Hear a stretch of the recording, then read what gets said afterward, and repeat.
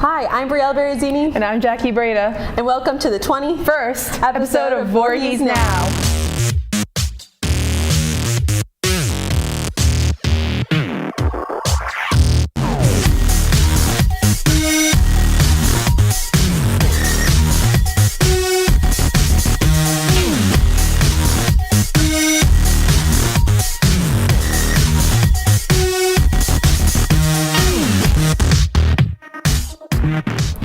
First off, we have a video by Nate Pfingst. It's about the first time being a goalie in lacrosse. Let's check it out. Voorhees is built on all different types of cultures and people. One of the biggest, most recognizable cultures, though, is that of the sports. Each season has a prominent sport, fall being football, winter being basketball, and spring can debatably be lacrosse. Now, the spring sport that I always played was baseball, and I never even thought of picking up a lacrosse stick. That held true until I decided to step in front of the goal that Alex Hufford, a future D3 athlete who has made 36 shots last year and has a 90-mile-per-hour shot speed. If that isn't scary enough, watch a couple of his highlights.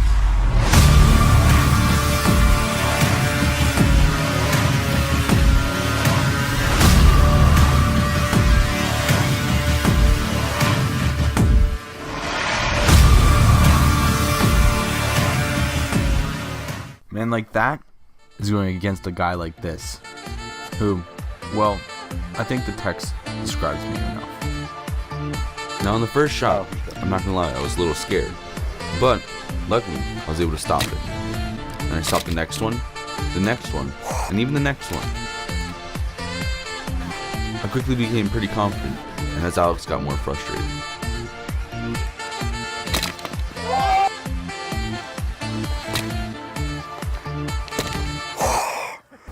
No, I'm joking. That's not even close to what actually happened. The first shot went right over my head. Second shot went right by me. Needless to say, Alex is more than a weapon when you stay in his pocket.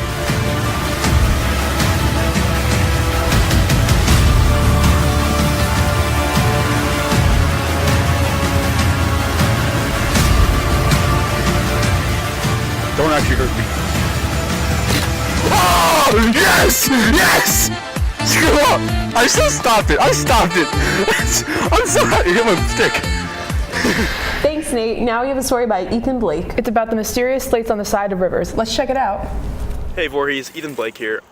I'm here in the Rollins Mill section of Hunterdon County where the ice that used to be on this river is now washed up against the shores in giant piles. The question is, why does this happen?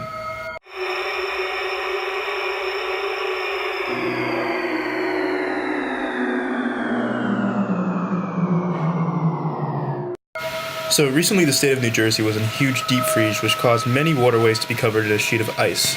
However, the freezing temperatures have risen once again, and the combination of freezing cold temperatures to warm temperatures caused a decent amount of flooding. When the ice starts to melt, it separates into smaller pieces which can effectually cause ice jams, which also rises the water level. Since the temperatures have risen, rain and melting snow have been draining into the Raritan River. The increased flow of water increased the force exerted on the ice jams.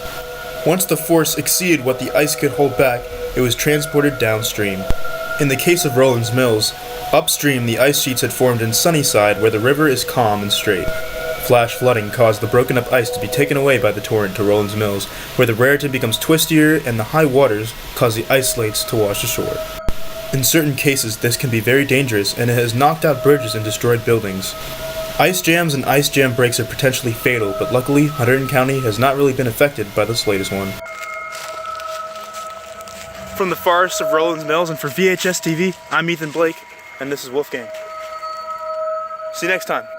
Now we have a story about what to look for when buying a project car. It was shot in Arizona. By Chris Marin.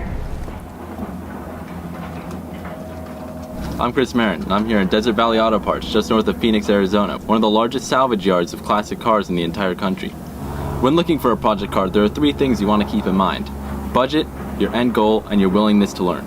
Budget and end goal are two important things to keep in mind because if you don't know what you want to get out of the project and you don't know how much you're willing to spend on it, then you don't really have any direction. You should not probably be getting a project car. A lot of older cars have very specific issues that will occur again and again in certain models, And it's important to research and find out what those issues are so that when you're buying a car, you either already know how to fix them or you can get one that doesn't even have those issues to begin with. When looking for a project car, you want to look underneath the car at the chassis and the undercarriage to make sure it's as rust-free as possible. And it's also good to know that on a car this old, you're probably going to have to replace all the brake lines just for sake of safety. It's also good to check all the fluids in the engine, the coolant and the oil, as well as transmission fluid, just to get a general idea of the health of the car and how it's been taken care of. It's important to know the mileage of the car when you're buying it and specific points in mileage where certain issues tend to crop up with specific cars.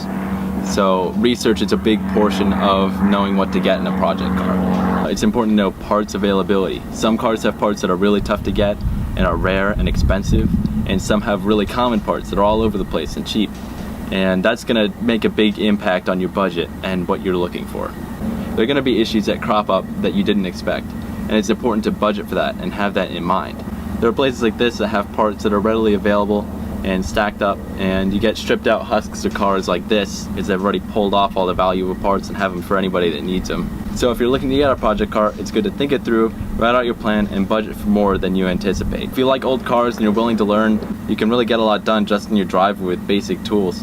There's also really awesome community people that are really supportive. There's lots of information online. There's lots of places like this around the country that have parts readily available. Project cars can be frustrating, but they're extremely rewarding. You'll have fun, and I hope I see you out on the road. Thanks, Chris. And lastly for today, we have a congratulatory video for Luis Fernandez, who won big in Atlantic City. He was #1 in the state at heavyweight 285. Good job. Congratulations.